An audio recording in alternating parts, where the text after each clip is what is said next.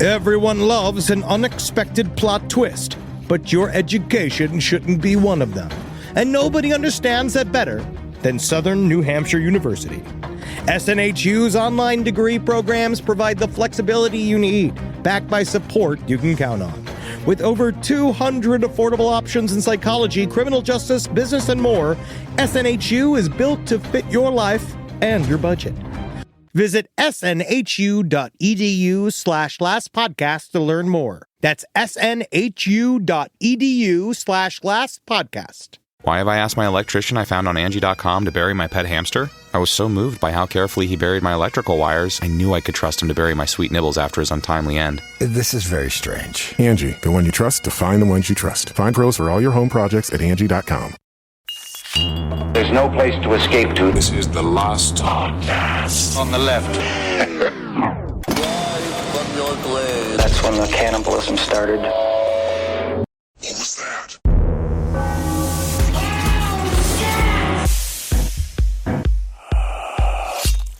Natalie and I relax every night by watching our true crime shows, right? You know, and the one we're watching right now is called Evil Lives Here, and it's about like bad, evil family members that you grew up with. Yeah. But what I love about this show... Was it a home movie? Wait a second. Is this live feed for my living room? But they do a thing on the show where they always ask a question to like these devastated people. Like this show, I kind of like it because it's really intense, but they show these devastated people and they always go like, huh? Take a look at this picture of this other dead person. What do you think of that? And then they go like, cry, they get upset and stuff. But then eventually they always ask the question, so if you could go back, would you do it all different? And it's like at some point it's like, yeah.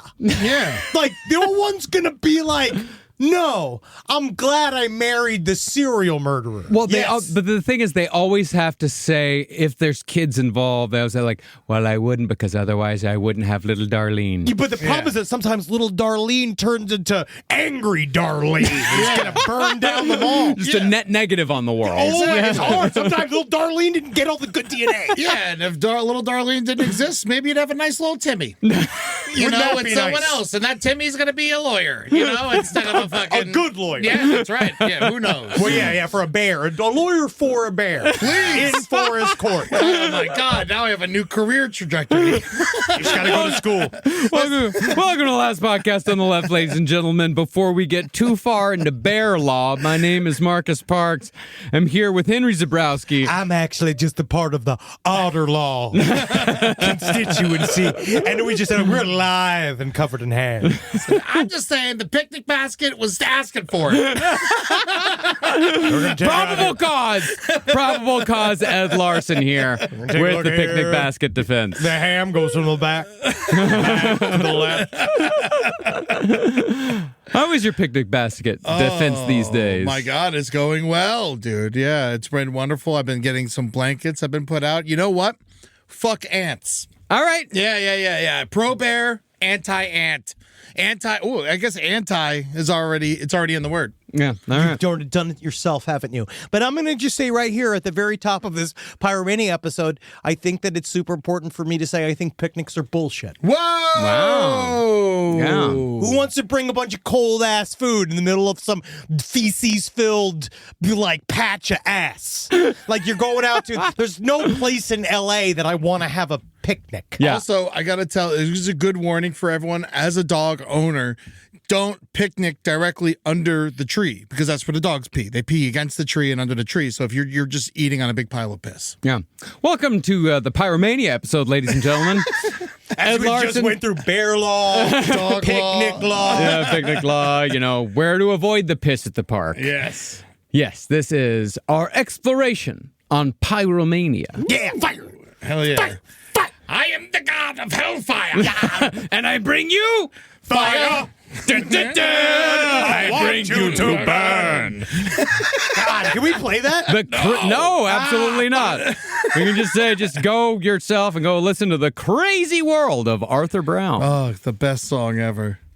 Now, the simplest definition of pyromania, or at least the one most people probably use when they think of the subject, is the habitual setting of fires as an act of pleasure. But after dipping into the research, we found that the reasons behind pyromania are complicated and varied, although there are some unifying factors.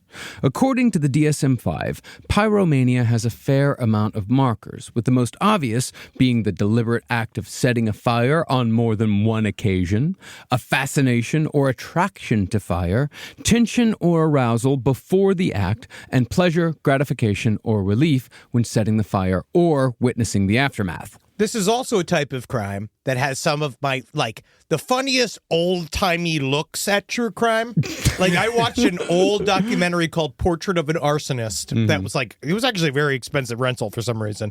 And they kind of talk about the term, they always throw around the term firebug. Yeah. The term firebug, which because I guess that's fairly common within the fighter community. That they like bugs. The wannabes, they call them firebugs. They're guys that show up around the firehouse that are obsessed with the tray. They're obsessed with the ladders and the hoses and all the mechanics and stuff. I don't know why. Yeah. And they then go and they essentially then start becoming fire fans and hanging out. But they very sillily sort of refer to them as firebugs. Interesting. But they are worse than that. You ever set fire to an anthill? It's wild.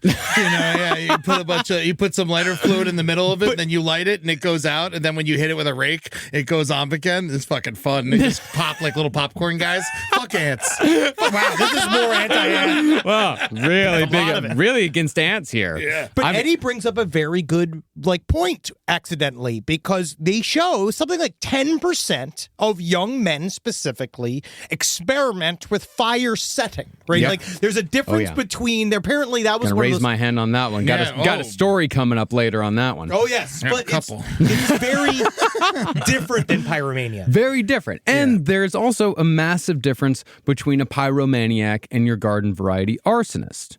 While many arsonists have antisocial personality disorders, one study found that only a quarter of arsonists qualify as pyromaniacs. See, unlike a crooked landlord who's adept at burning down buildings for insurance payouts, That's arson. That's arson. Yeah. Pyromaniacs don't set fire for monetary gain, nor do they do it for socio-political ideology, the concealment of criminal activity, to express anger or vengeance, to improve one's living circumstances, or as a result of impaired judgment. Interestingly, though, neither do most of them do it for sexual purposes, which I honestly thought was the main motivation before we got into all this research. Rather, in one study that interviewed 1,100 pyromaniacs, only 5% reported a sexual thrill when starting fires. I mean, I would probably lie about that part. Yeah, I'm not horny for it. So when the orphanage was burning, did you masturbate? No. What kind of sicko? Who would do that? Oh, fuck, he's thinking about it. Oh, he can't even do it. I Can't even gotta go roast to the him. bathroom real quick. Can't even roast a marshmallow. Now, people who develop pyromania usually begin as fire watchers, fans, if you will. And much like a serial killer who gets a job and authority for the power it gives them over other people, pyromaniacs will often get jobs in the firefighting field so they can be closer to fire and so they can see the consequences of their actions. They definitely try. Yeah. Reportedly, about 100 firefighters are convicted of arson every year. But not surprisingly, the governing bodies in charge of tracking the causes of fires nationwide, they intentionally refrain from tracking firefighter arson. Instead, these are treated as so-called isolated incidents. Yeah. It's kind of like in our necrophilia episode, a lot of the people involved were EMTs. Yeah. You know. But also, I find it interesting that they obviously they can't always investigate it because then they'd be looking into themselves. Yeah. It's very difficult for them. But it's very similar to what the Postal Service did when all those guys were popping off in the 90s. They kept saying no. It's not about how we handle the mail. No. They're just mad about traffic. It's all the goddamn paper cuts. God, those are the worst. But I'm glad you brought that up, Marcus, because these firefighters have had it too good since 9/11. Tell me about it. It's been how many years now? Almost man. 25? 25 years. It's over, man. Blank check time is done, Yeah, firefighters. You need to do something else. They did, though. Yeah, they take naps and eat spaghetti. Hey, the LAFD did extremely good work Yeah, here in they the did. I'm city. just kidding. I like to make fun of people who are obviously good. Yes. Yes, thank you to all of our LAFD people here in the city who saved us just a couple of months ago. It's just except for when they sneak in your house and try to fuck your wife. That's different. Turns out she's been texting him. Yeah. You always think it's a break-in because they've told you it's a break-in and they use an axe. Yeah, and there's all kinds of people sneaking in your house to try to fuck your wife. It's not just firefighters. They all do it. They all do it. 6 out of 10. 6 out of 10 of firefighters, I'll tell you that much. I gotta get rid of her cell phone. Honestly, why is she hanging out by the fire station? I mean, it's so much fun. One's so beautiful, dangerous. God, I want to fuck a fireman. Wow, now you're doing it. Okay, yeah, sure, fine. Oh no! He's only gay for men in uniform. Well, typically, firefighter arsonists are white guys with one of two problems. One, they might have a hero syndrome, in which they intentionally create situations in which they can be the savior. Fighter arsonists, however, can also be in that small percentage of pyromaniacs who get sexual gratification from starting and or containing fires. But while most firefighter pyros are men, one of the most consequential in recent history was a woman that was in the firefighting game. In 2002, a Forest Service worker and fire spotter named Terry Barton admitted to intentionally starting a fire at a campground in Colorado solely for the attention. As a consequence, 138,000 acres of land were burned, 113 homes were destroyed, and 5 firefighters died during what became the largest wildfire in Colorado history. For her part, Terry Barton was sentenced to 18 years in prison, but was released after just 6. Getting people for murder and arson is actually extremely difficult. Really? It's interesting because most of them beg off. They all go like, well, it's an impulse problem. It was an accident. It went out of my control, and that's what happened. So what is it, manslaughter then? Yeah, I mean, not even less than, because this is all like 18 years in prison is less than manslaughter. It's not like a drunk driver means to kill a family. No, I mean, sometimes it's a happy accident, but yeah, I mean, it's mostly what you're shooting to do because you hate families. But this is, it's interesting that the attention, factor is the most important of all. Yeah, that she was doing it for attention. Yeah. Do you think they would let her become like one of those prison firefighters? I actually doubt that she's ever allowed to do it ever again. I doubt she's ever allowed anywhere near a hose except to suck it. Oh, yeah. And that's why firemen become firemen. For the hose. Yeah. Hey, that's worth it. EDDIETUNES.com. He will suck dick for more money.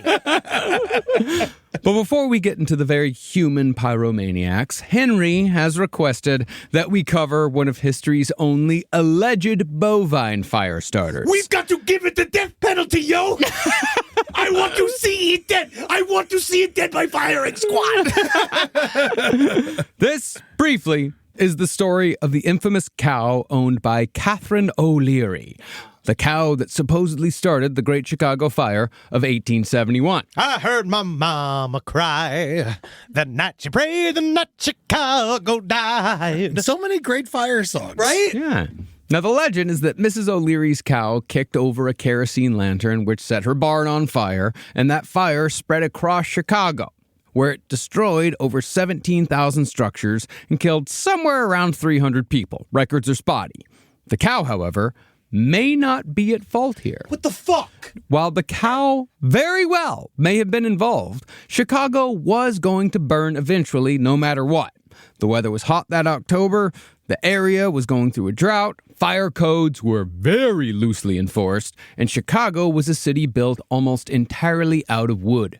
And it's a windy motherfucker. Yeah. Truly is City of Wide Shoulders as well. Well, the Windy City, that's actually a myth. Really? The name Windy City comes from their politicians who 'cause blew they're a lot of blowhards. hot air. Yeah. And they're blowhards. Yeah. I liked it better the other way. I hate change.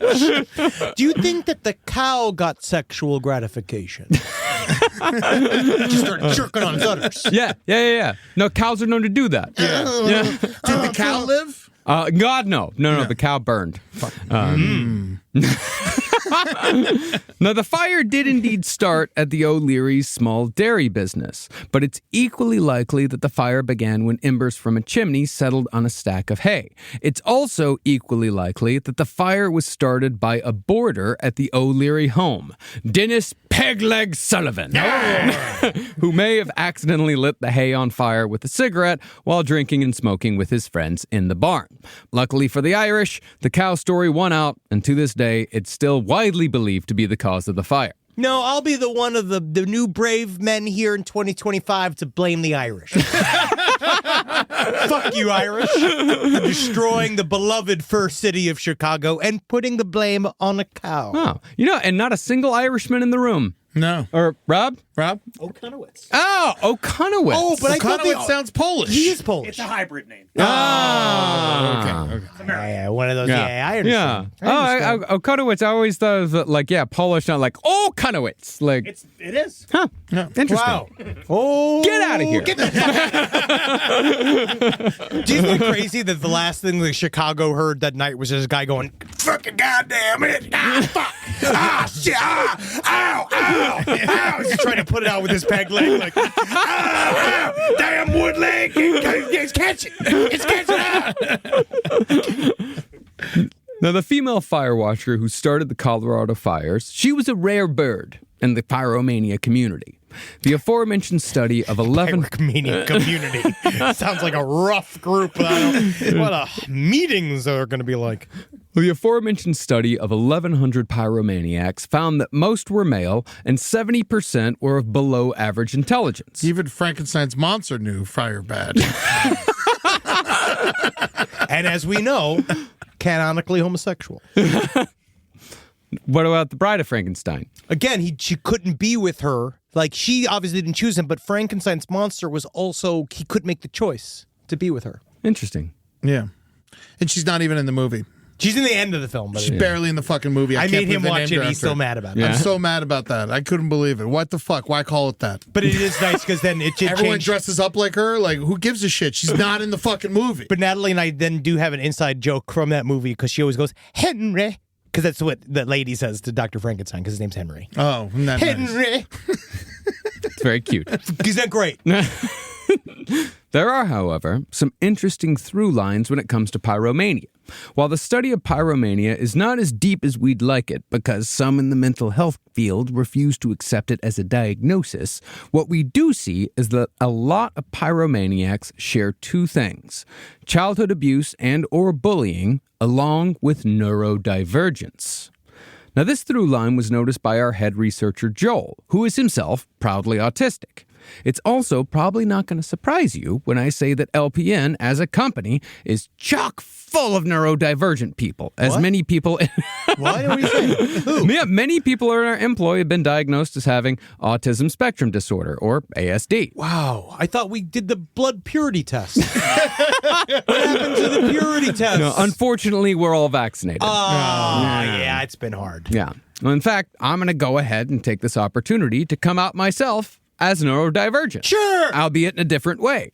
See, last fall, my mental disorder was re-diagnosed, and I was told, much to my surprise and bewilderment, that I do not have, nor have I ever had, bipolar disorder. Whoa. I spent 20 years treating the wrong condition because one psychiatrist in Lubbock, Texas fucked up way back in 2006, and all my subsequent mental health professionals just took his word for it until my new guy here in LA finally questioned the original diagnosis. And after a lot of testing, I was correctly diagnosed as having severe ADHD, which can sometimes mimic the symptoms of bipolar disorder. The wild emotional dysregulation that comes with severe ADHD can cause anxiety and depression. That would be the depressive side, manic depressive. While the hyperfocus aspect of ADHD can be confused for manic behavior. As such, I've totally changed my treatment, transformed my life for the better in ways that I'm fucking still discovering every day. But I do want all my bipolar people out there to know that I see you, I still support you, and I still believe in you. More importantly, though, you should still believe in yourself because you do have the ability to do anything you set your mind to. There are people in my family who definitely have bipolar disorder who have done great things throughout their life with treatment. People who were my own inspiration for making my mental health my responsibility. But when it comes to pyromania, I can say from personal experience that neurodivergent disorders can cause far greater problems than just not being able to focus, as a lot of children who develop pyromania also tested positive for ADHD. There has been quite a bit of people talk about ADHD, and that word gets thrown around a lot. I think the same thing with all of these various diagnoses. They're thrown around on social media, and we're kind of losing some of the sense of the heaviness of some of these diagnoses. Very much so. The ADHD is not just paying attention. I'm sorry. You just don't have a fucking attention span. Like, there's some of you that just don't have an attention span. That's fine. It's been destroyed by media. But the rest of it, ADHD can lead to full dissociative, like, episodes. Yes. Like, all of the same bad stuff that bipolar does. If you're not taking care of it correctly and if you're actually diagnosed with it, you can turn into a bit of a firebug. And that's the thing. ADHD it can be severe enough where it is confused with bipolar disorder. I mean, there's a reason why it took 20 years for this diagnosis to get switched over. Yeah, it was a beautiful statement, Marcus. And I, too, would like to take this moment to come out as part human, part piggy. Well, you're just bad, Eddie. It took years and many surgeries to turn my hooves into human feet. And We've to this day, his transition. I still enjoy rolling around in my own shit. He does. Solving puzzles meant for toddlers. But, I think I'm on the path to becoming full human. Is that why you chew apples with your hands tied behind your back? Yes, I can see it. Speaking of which, Eddie, I got to talk to you. Our Apple budget at the network is getting out of fucking control. We're going to need to talk with you about this. I can't afford it myself. Rise from your grave. This podcast is brought to you by Squarespace. Squarespace is an all-in-one website platform that helps you stand out online. Yes, that's right. You don't have to smash your face with a hammer. You can just start a business. It's got everything you need on Squarespace, from securing your domain to building a professional site and showcasing your work all in one place. Let's say you want to show everybody how you can carve your ribs out of your lower abdomen so that you look more like a Ken doll. That's amazing. You can bring your vision to life with AI-powered design or curated templates, plus flexible editing tools that helps you create something that truly reflects your style, especially if you are somebody that is trying to corrupt the young men of America. That's what Squarespace is really going to help you. Squarespace makes it easy. It makes it easy for you to put all that together, and you just go to Squarespace and do it all. Thanks, Braden. Head to squarespace.com/left for a free trial. And when you're ready to launch, use offer code LEFT to save 10% off your first purchase of a website or domain. Summer means freedom. And for adults, summer means work next to freedom. But thanks to Mint Mobile's summer sale, it can almost feel like the work is playtime for the adults. Right now, all of Mint's plans are $15 per month, even unlimited. Free yourself from big wireless and switch to Mint Mobile for high-speed data and coverage on the T-Mobile 5G network. It's so well connected, I could call from anywhere.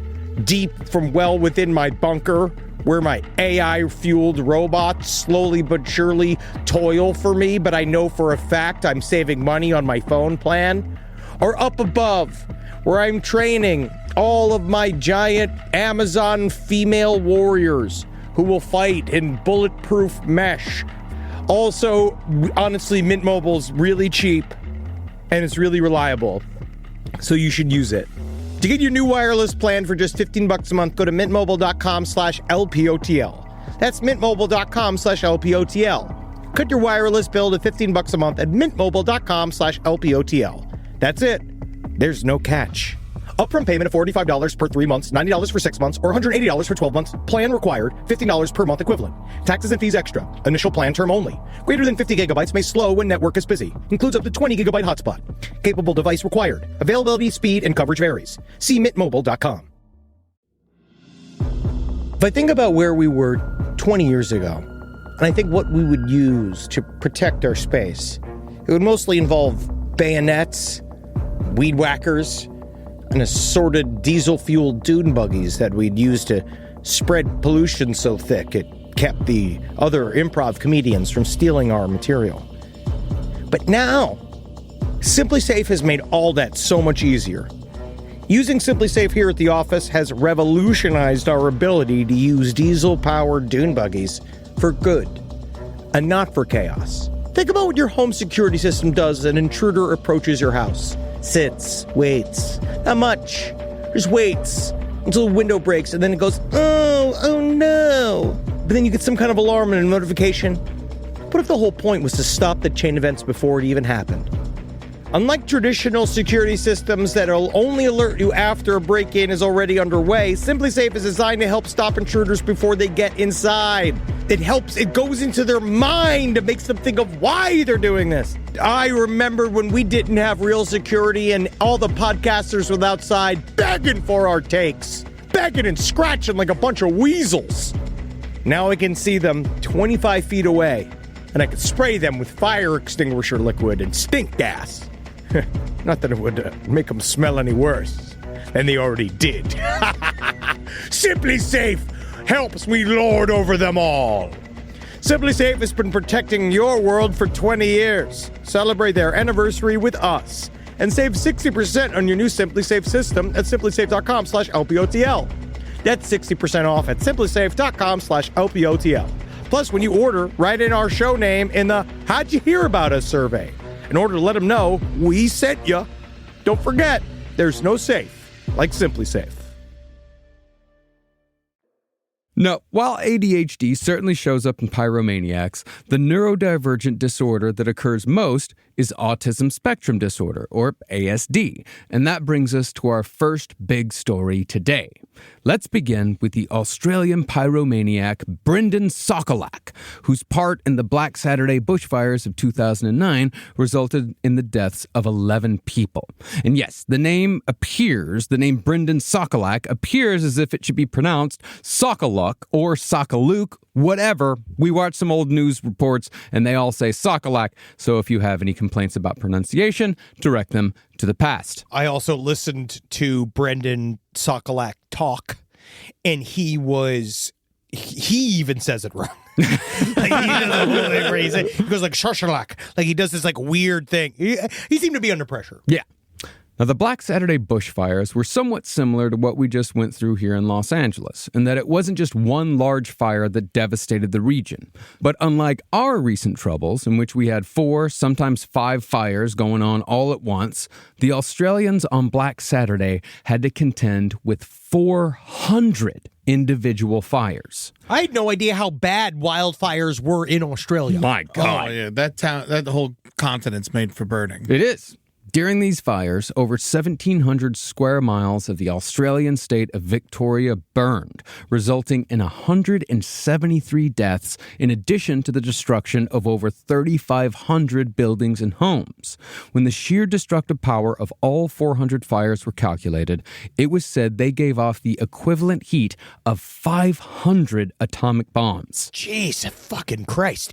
You know, it's crazy, too, the way they talk about it, because it really is like they have a budget. I had no idea it would be like this outside of the United States of America. Yeah, that wildfires could be as bad elsewhere as they are here. Because also, let's just say, I'm an East Coaster, New Yorker. I've never dealt with anything like this before. Yeah. And it wasn't until those LA fires hit that you start to, when you were watching the footage of it, I guess I never really took it to heart.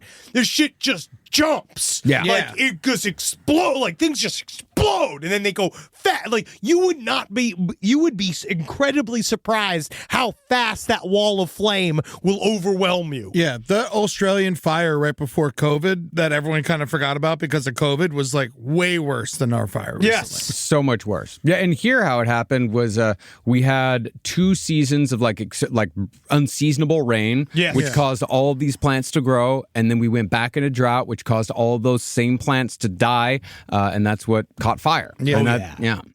Now, when survivors later recalled Black Saturday, they said that after the air turned blood red from the heat, every breath felt like sucking on a hairdryer, and some could even feel their skin melting from the heat, even if they weren't actively being burnt.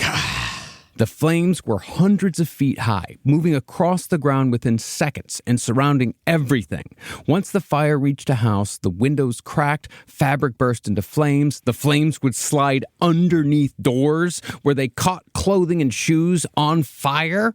Those who survived did so by breathing into wet fabric, laying in shallow creeks or ponds. In one case, a family covered themselves in lily pads and pond slime, all while kangaroos tried to survive by laying down in the water with them. Oh, cute. It is kind of cute. That's where you get the first ever kangaroo man wedding. Yeah. Which is nice. But it's illegal. Their love was considered illegal. She was just plowing the hell out of that kangaroo. Yeah, she was. And they got crazy. They got like a bigger pussy than a fucking lady. Yeah. Kangaroos? Yeah, man. But that's the pouch. It's not the vagina. Well, yeah. Oh, it's a problem. Oh, that's right. No, I mean, I find this shit fascinating. Australia is actually made to be set on fire on a near constant basis. That's its ecosystem. Due to the frequent wildfires started by lightning strikes that have been going on for millennia, the fauna of Australia has evolved specifically to not only survive fires, but depend on them. Some plant species, for example, won't open their seed pods until the plant is set on fire. But since some plants need fire to propagate, they've also evolved to be highly flammable. Whoa. And it's just Australia's luck that one of their most common plants, the eucalyptus tree, is also one of the most flammable in the world. Really? Yes. They're called gasoline trees. No shit. Yeah. I didn't know that. I mean, I bet it smells good when it burns, right? They create dense carpets of flammable material that create the fast-burning and fast-spreading fires that make Australian wildfires so dangerous. The oil of the eucalyptus tree also works as an accelerant once the fire has sparked, creating literal fireballs when the flames reach the trees. The seed pods then open and fall, where they thrive in the freshly burned soil. But because Australia burns so easily and is in fact a land that is specifically made for burning, Australia has a fairly large arson problem. And when a pyromaniac gets involved, the results can indeed be deadly. Now, interestingly enough, this is exactly why we have such problems with fire in Los Angeles. Because back in the day, in the late 1800s, they planted eucalyptus trees all over Los Angeles. No shit. So Los Angeles is actually covered in eucalyptus trees, and there was like several different times when they were used to because they liked the way they the way they look, and the way they smell, and shit. And so they were planted all over Los Angeles, and now that's kind of what's been fucking us. Is all the old eucalyptus trees that are everywhere, and they just catch so easily. I learned that from some gardener. That's crazy. I didn't know that. Dude, every single time when we went to Hawaii and they did, you just learn that everything that you like there is invasive, and then it's like destroying everything there. And then it seems like it's really rough to kind of just mess with the planet. Yeah, just throw shit around and see what happens. It seems to just react in wild ways that you really can't predict. Yeah. They thought it was a good idea because it's really good at absorbing wind because they're real bushy. And so the wind was it would hit that and it wouldn't hit you that hard, but obviously the wind. Yeah. That's why I travel fire. Yeah, that's why I travel faster when my pants are down. Cows don't exist in nature. Really? We created cows. What were they before? Yeah, what were the first cows? Aurochs What? That's not real. Yeah, well, they're extinct now. Oh, really? Yeah, they're extinct. We bred them I learned this on the Blind Boy podcast. We actually bred aurochs, all the best aurochs, the ones that were most docile, the ones that had like the best meat. We bred them into the cows that we have today. Cows, as we know them, don't exist in nature at all. That's partly why they're so destructive to the environment. Marcus, stop it. You're driving people crazy. People are having orgasms. They can't focus on the road. They are literally pissing and shitting and coming so much with this information that it's just, we have to really be careful what we do here. It's an info hazard. It's very hard. I am now looking at, now I'm looking at aurochs. Yeah. Just thinking about, I'd like to eat one. Yeah. Back to Australia.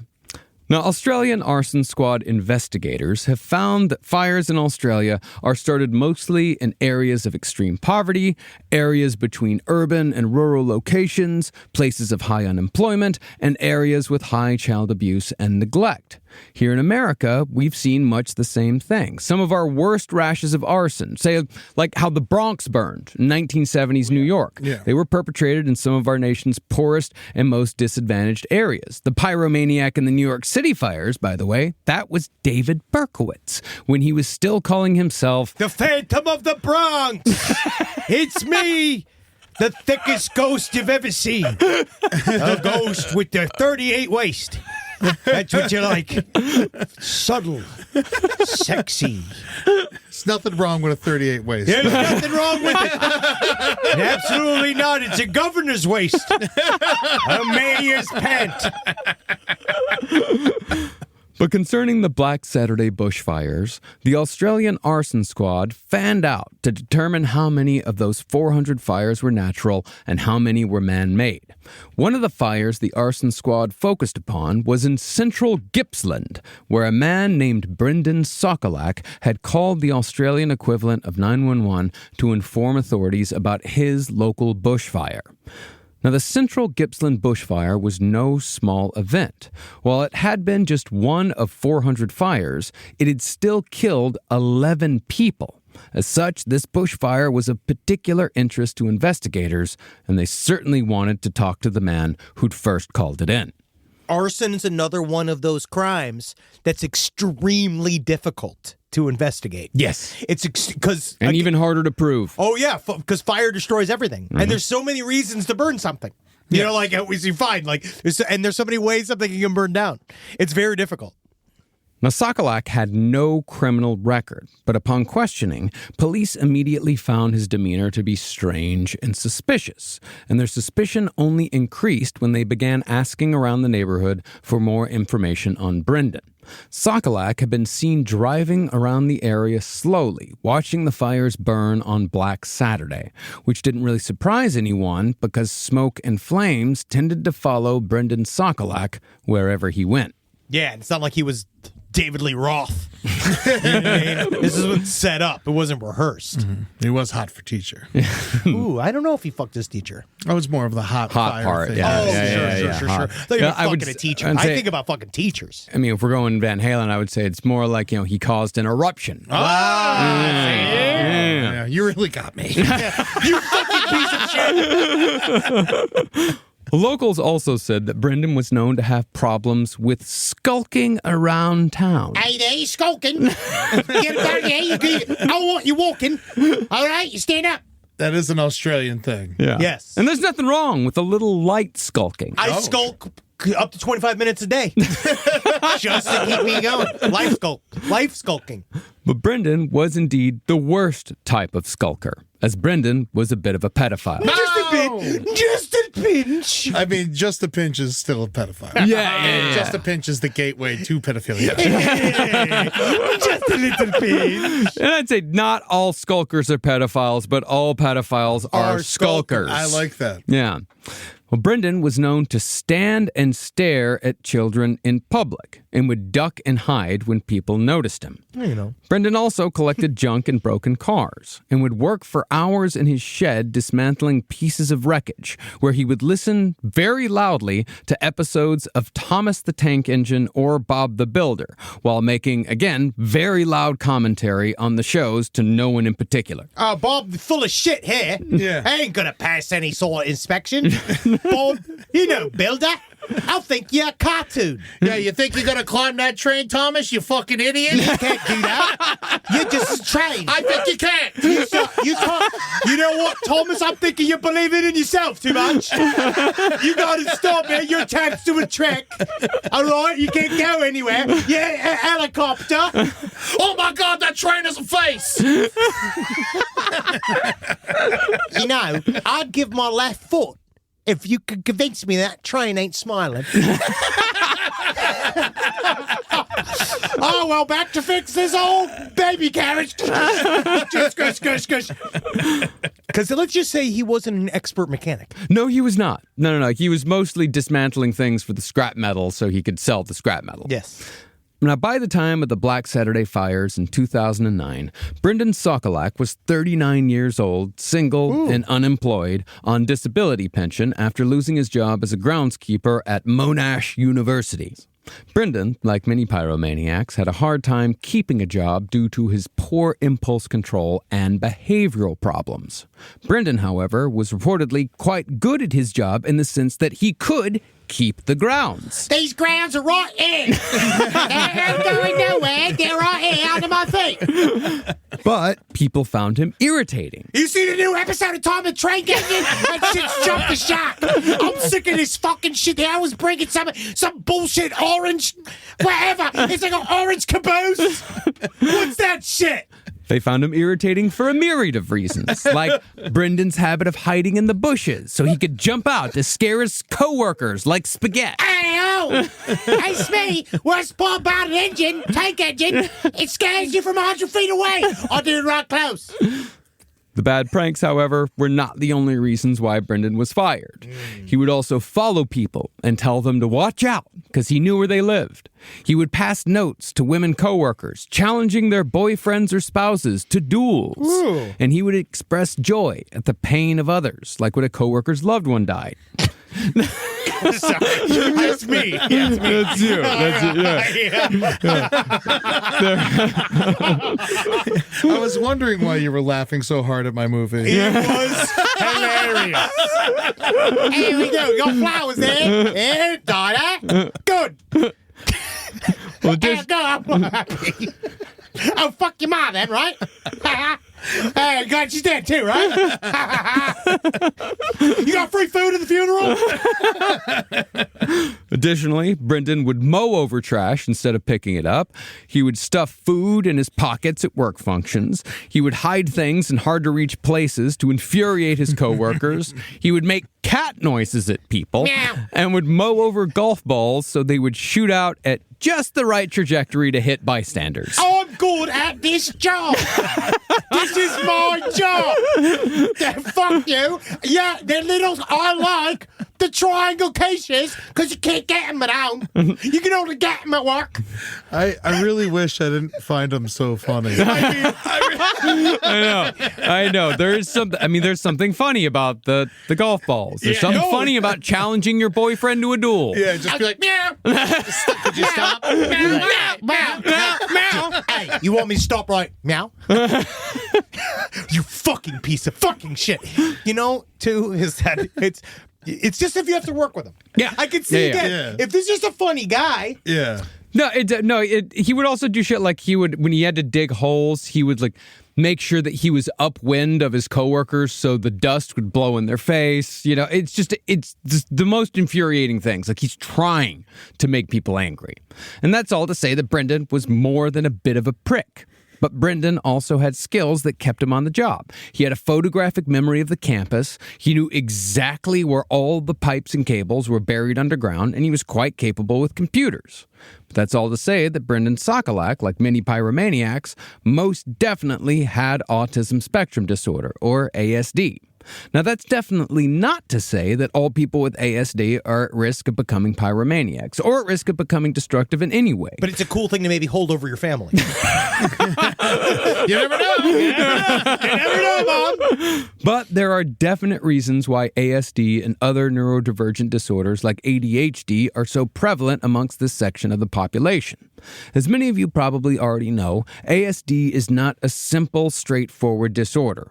ASD manifests itself in a myriad of ways, both positive and negative, like how someone with ASD might be able to draw a perfect map of an area just by walking it, but they might not have the ability to understand tone and inflection when others speak. The problem here is that the symptoms of ASD can be confused with people who are just run-of-the-mill pricks. And conversely, people with ASD can also be massive dickheads who take pleasure in doing things that hurt or annoy people. So can a lot of people, though. Yeah, so can a lot of people. It's not just ASD. I think a lot of people sometimes just like being jerks. It's pretty much all of Iceland. Looking at you, Q&A. Still the rudest. But it was so much fun. We had so much fun in Iceland. But, man, you guys roasted us for no reason. Wow. They're a very blunt people. It's partly why I enjoy them so much. I enjoy the bluntness of it. Yeah, they're not there to talk to people. Yeah, you it's- know. yeah, You go there to go get away from You everyone. live on a rock that has ice on the top of it and lava directly underneath it. It's the only place in the world where I can go and people aren't like, Marcus, why don't you have any tact? And it's like, no. And I'm like, in Iceland, nobody has it and nobody cares and everyone's just saying whatever they want to say. And it's great. You are fatter now. It's like stuff like that. It's just a fact. You are fatter now. I know I saw you yesterday, but you're fatter now. Thanks. But that's all to say that ASD is not a monolithic diagnosis in which the same principles can be applied to every person. And really, they're just like any other group, with good people, bad people, and everything in between contained therein. Is it maybe fair to say that his acting like a prick, Brendan Sokolak, you mean? Brendan Sokolak, was his inability to emotionally connect with others, and that you find that the connection is all humans must connect to others on some way, right? We are a social beast. And so on some level, when we are kind of dealing with others, I wonder if sometimes it's just any reaction then becomes a connection if you can't figure it out. Well, actually, I can answer that question. I mean, when it comes to pyromaniacs, it was very rare, if not non-existent in our research, to find a pyromaniac with just ASD. Instead, what we found is that amongst pyromaniacs, ASD is almost always paired with childhood abuse or extreme bullying. Statistically, autistic people overall are far more likely to be bullied or abused. But because of the nature of the disorder, some people with ASD don't understand why they're being bullied. In some cases, when people with ASD don't understand why they're hated, they give people reasons to hate them. And our subject, Brendan Sokolak, is a prime example. That's very interesting. Whenever I meet someone who obviously has severe autism, I just try to find out what their thing is, whether it's like 80s rock or just rocks, and you just drill them on that, and you learn a lot. You really do. Yeah. And then they feel great, and you've learned a lot, and you've had a nice day. Yeah, exactly. But also the key to pyromania on the whole is the attention that you get from the action. I feel like that is still I think for some, not for all. But all the ones you talk to, you start to find out there's quite a bit of similarities of the way they talk between Brendan Sokolak and I was listening to Paul Keller. They actually do have very similar attitudes. Yes. About it. Well, Brendan grew up with poor and limited speech. He'd often skip words and sentences. Even worse, he would regularly shit himself well into his teenage years. His mother put him in a kid's soccer club to help him make friends. It always helps. Always helps, yeah. When a kid's having a hard time making friends. Right into competitive sports. Sports, yeah. That's usually what kids who have a hard time making friends. Sports is always the best thing for them. It definitely doesn't heighten all of those issues. You definitely don't put them right in the middle of all the kids who are most likely to bully others. Oh, yeah, and they're all on a track of trying to do shit. And never mind if you're just some fat idiot who's arrived to be the catcher of the team, and you think it's because Goldberg was the fucking, the funny guy on the team, and that's your function, and then all these kids are now starting to take the sport super seriously, and now they're turning on you when you were the fucking mascot. Yeah.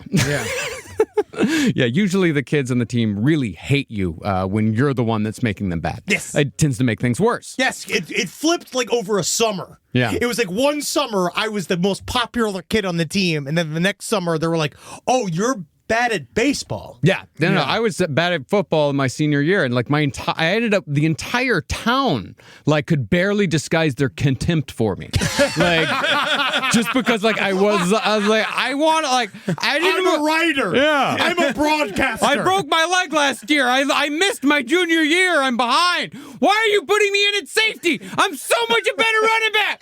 Put Billy Joe in at safety or Jason. But it's 'cause I'm a much better running back. Running back's political position. Yeah. Yeah. I was a very good running back. Well, Brendan. Speaking of someone who's definitely not, who is a pyromaniac, unlike Marcus. Yes, unlike, yes. I did great in football. They loved me. Well, I mean, Brendan, when he was put in soccer, it just meant that kids could kick him without repercussions. Yeah. All while they called him veggie or spastic. And Brendan's bullying only got worse when he reached high school, when the other kids, in their disgustingly Australian way that we learned about in our Snowtown series, all these kids decided that Brendan was a target for their bodily fluids. One fellow teenager smeared Brendan with human feces, while others wiped snot on his clothes, coughed on him, and spat in his hair.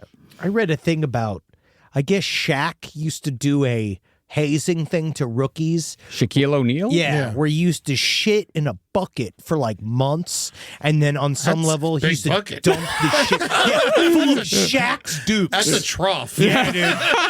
And I was just like thinking about that, and they all laugh and stuff, and I was like watching this thing, and I was like, first of all, so you kept a bucket of your shit in your house just to pour on some new... Probably in the locker room. I guess, but you kept this shit just because, like, you're a superstar. You're a multi-millionaire leader of the team. Exactly. This could have been in college. No, it was while he was on the Lakers. Oh, really? Yeah. But that's the thing. If you're that rich, you can have a shit room in your house. Yeah. I guess you can have a shit guy that can take the shit to his house and make his house the shit house. I love Shaq. Shaq's a great I person. love Shaq. I just find it weird hanging out with your own shit all day. Yeah. Men are weird. Boys are weird. Yeah, but Shaq doesn't live in a 2-bedroom apartment. We don't know what he does.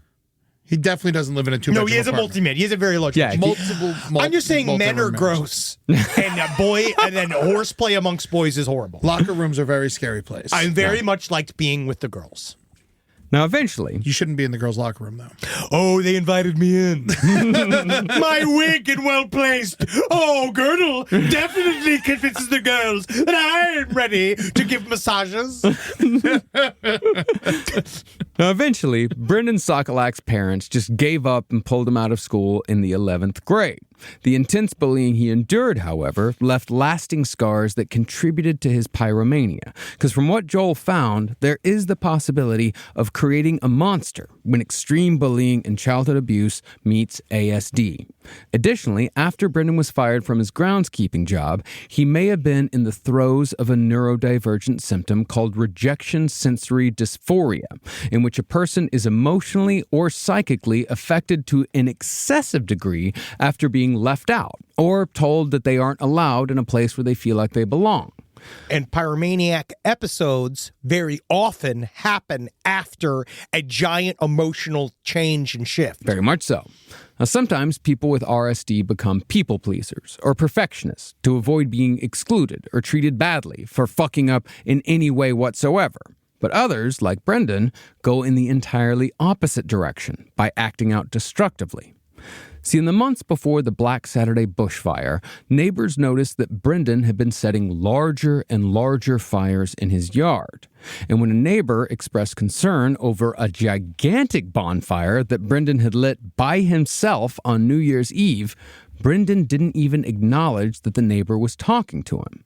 This all came in the year after Brendan had been fired from his job, which was very much a situation in which Brendan was told he wasn't allowed in a place where he thought he belonged. I'll keep the ground. The ground's there, and you're going to tell me you're going to keep the ground for me? The man who keeps the ground? Almost set on fire. Fire.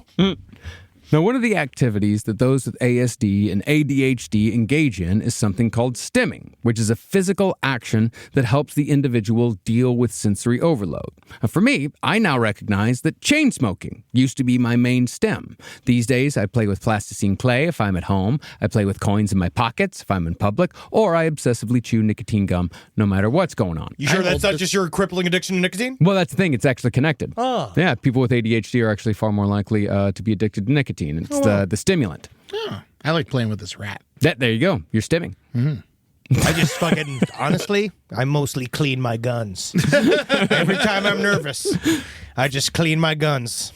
For others, though, stimming can be far more harmful, manifesting as hair pulling, skin picking, or in the case of pyromaniacs, starting fires.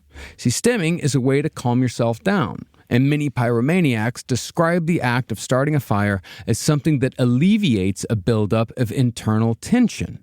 I also loved setting fires when I was a kid and was in fact almost arrested when I was 13 for lighting a dumpster on fire at my brother's track meet on the campus of South Plains College in Levelland, Texas, because I was so incredibly mind-numbingly bored, and that boredom was causing anxiety. You're also calling out for attention. It's about, like, I know my brother's bigger, stronger, more handsome than me. He's more loved than me. I'm going to set this fire because then you're all going to come look at Marcus because Marcus needs some attention. Oh, no, it wasn't about that at all. Just I loved to watch it burn. Yeah, right? I loved being left alone. No. It was, me and a friend of mine, we were just wandering around and we saw a dumpster and I was like, hey, why don't we light it on fire? Like, that could be like a lot of fun if we just lit that thing on fire. Let's light that thing on fire. It's and true. then we decided to light it on fire, and the fire didn't really work out. And so, like, we went across the street to this tennis court where there were some tennis balls. We started throwing tennis balls at each other, and then we heard a big boom, which was an aerosol can exploding because the dumpster had very much lit on fire. And then while we were staring at it, that's when we got caught. A buddy of mine lit a tennis ball on fire, threw it in the yard across the street, and the whole yard caught fire. That was awesome. That's very frightening. I didn't do any of this, Rob. Rob is sitting there being like, I can't believe these men. I have never set a public fire. I'm very lucky that Florida is as moist as it is. I never set a fire. I'm very lucky I grew up in like a wet period in West Texas, like where it was raining all the time. But I would have grown up in the last 20 years. Wow. Yeah, you really could have killed some people. Man, we used to go behind Publix and steal all the pallets of wood that they would just leave outside. Then we bring them in the middle of the woods and have giant A bonfire is Yeah. different. I went to many bonfires. Yeah, bonfires are different than just like, hey, I want to random set that fire. thing on fire and Yeah. let's go But set we that would, thing on fire. we would put like random shit in it. Well, of course, Oh, but yeah. still the bonfire. Oh my God! Right after Christmas, we love lighting up everyone's trees. Yeah. Oh, Yeah, that was it's always fun. the best bonfire of the year, like Yeah. January when we all lit our Christmas trees on fire. But one asshole wouldn't take the ornaments off, and so it was a lot of smoke, a lot of weird plastic. Plastic, yeah. God, our lives are just fucking so weird. We're and very sad. lucky. Rise from your grave. Last Podcast on the Left is excited to collaborate with Audible. Audible has a massive range of ad-free crime fiction, nonfiction, and true crime podcasts. You know, there's so many things you could do while you're listening to an audiobook. You can clean up your own personal crime scene. And that's easy to do, and you can learn it all from books. Some people also listen to audiobooks to go to sleep. But you could check out podcasts like This American Life, titles from true crime greats like Michael Connelly and Agatha Christie, and Audible originals like Dr. Death, The Cowboy. You can find whatever you're looking for on Audible. Plus, you can multitask while you do it. Find your next mystery on Audible. Audible. Stories that speak to you. New members can start listening with a 30-day free trial at audible.com/left.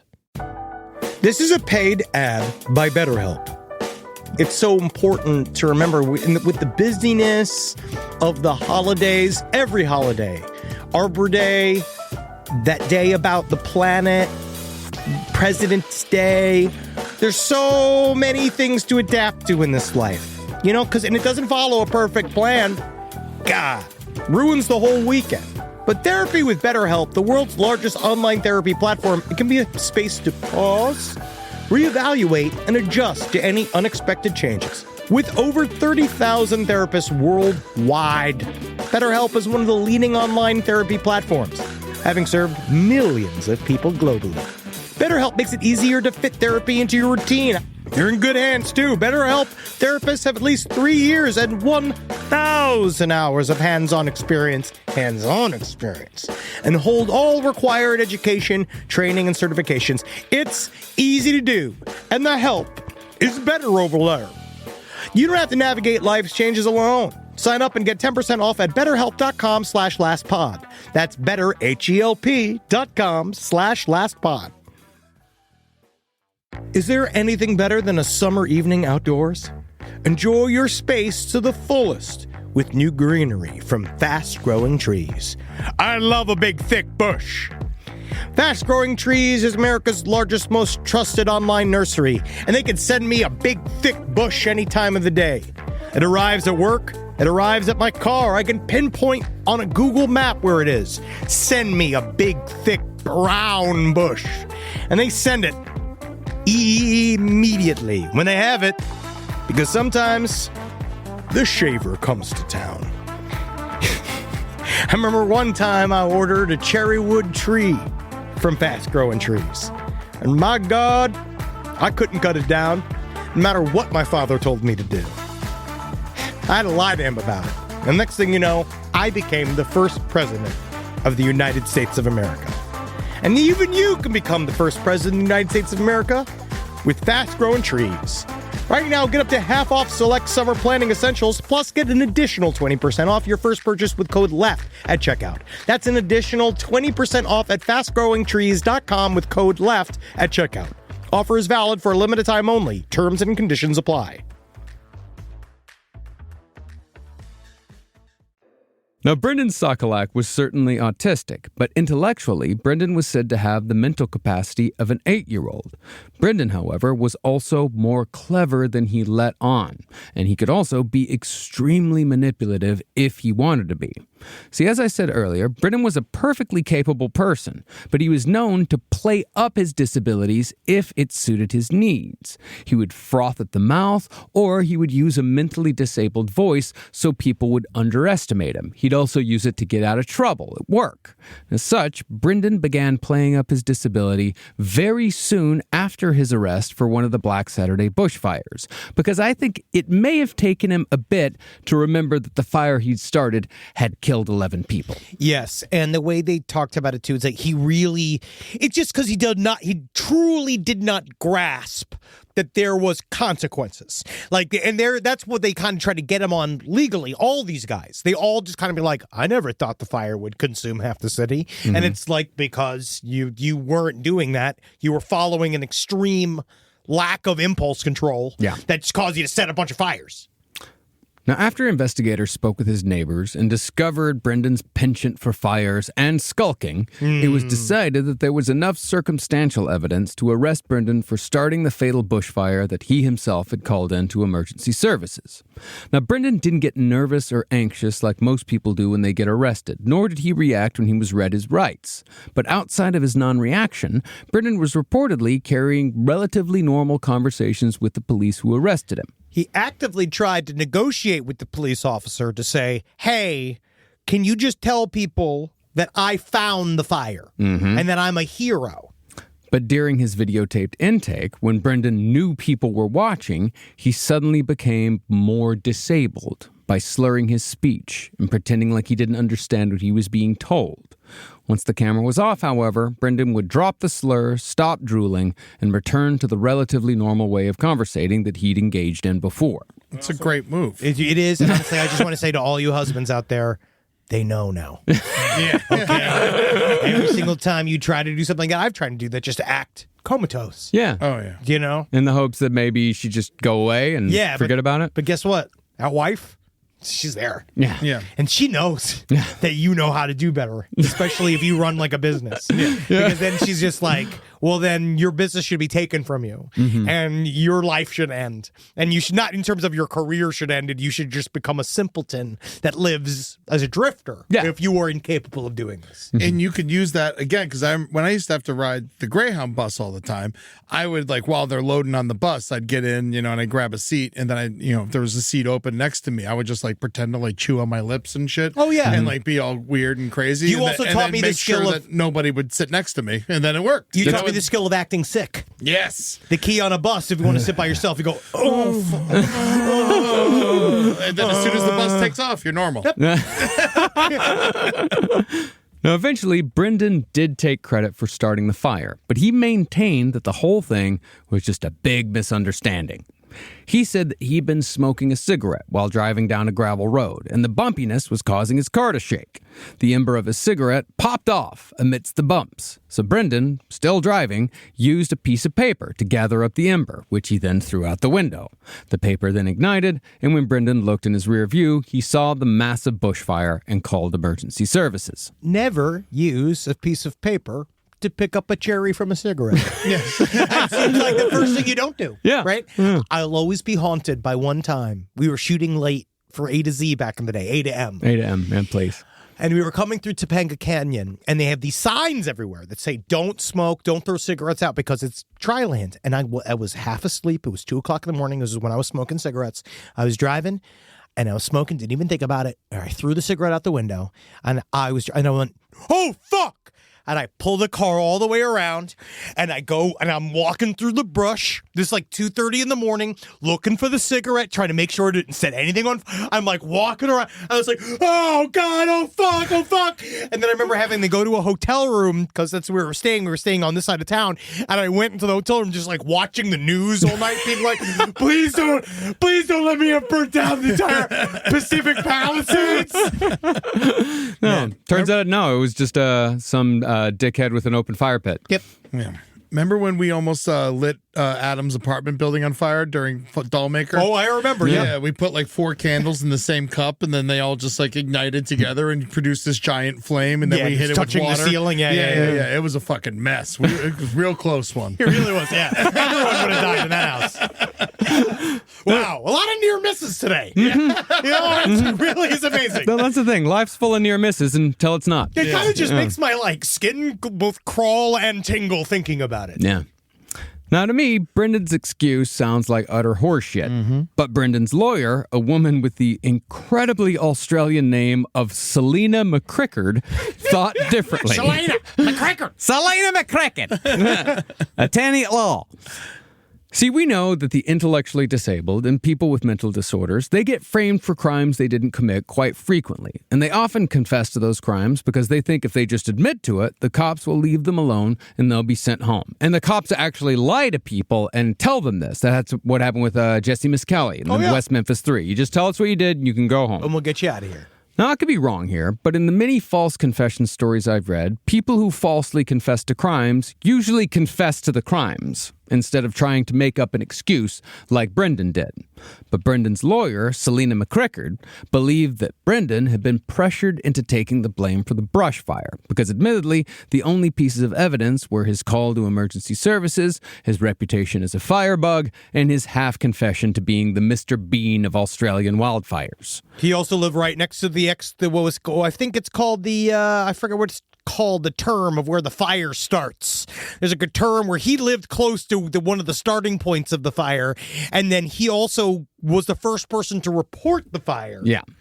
So, I don't know. I'm not going to say that he did it, but he did it. Isn't that nice? Yeah, that is nice. I'm not a judge. There was, however, one more piece to this story. Yeah. See, as I said earlier, Brendan was the worst kind of skulker. And when police searched his home computer, they found not only lots of photos of firefighters fighting fires... Which is great. I remember when you were researching 9/11, that must have been your whole fucking computer. You think I just saved... there really weren't that many fires. There was one big one. 2. And the third one. Weren't many pictures of the firefighters fighting fires. Can I see him squared that? Not really. They had to, right? Well, it was so high up. How are they going to squirt it? Yeah, gotta shoot it up. They were inside. Aim it up. They were inside squirting it. Someone do better. Someone should have worked harder. Someone should have made it wetter. Where was the water? They found copious amounts of child pornography on Brendan's computer. That's a bit of a smoking gun. Yeah. Not necessarily for pyromania, but for pedophilia. Yeah. For child pornography, yeah. Doesn't make you look innocent. I'm not a pyromaniac. I just want to have sex with this baby. That's all.